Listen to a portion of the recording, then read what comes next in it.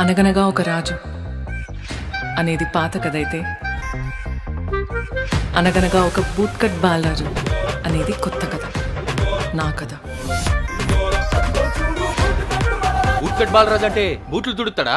అబ్బా గిట్లా మాట్లాడితే బూడితో తంతర్రా బ్లడీ ఫూల్. మనిషివేనారా? మనిషి పుట్టక పుట్టే మానవ సిగ్గు ఉండాలి. మంచి మంచి వాళ్ళు అంతా పోతుండ్రు, మీరు పోతలేరేంద్రా? అవ్వత్త నువ్వెందుకు పోలే? అంటే నువ్వు మంచిదాన్ని కాదా?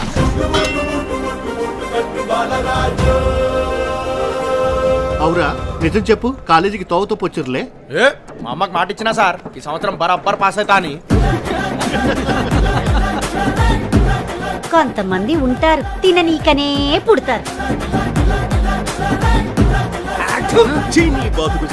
నువ్వు కాబట్టి బతుకున్నావు, అదే వేరే వాడైతే ఎప్పుడో మందు దాగి చచ్చిపోతుండే.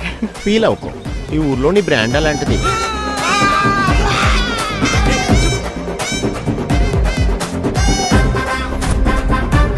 ఈ ఇంద్రావతి పటేలమ్మకి ఆఖరి మాట మొదటి మాట ఉండే ఒక్కటే మాట. పటేలమ్మ ఇచ్చిన మాట మాట, మేము ఇచ్చిన మాట టమాటానా? నేను నమ్మేదేలే.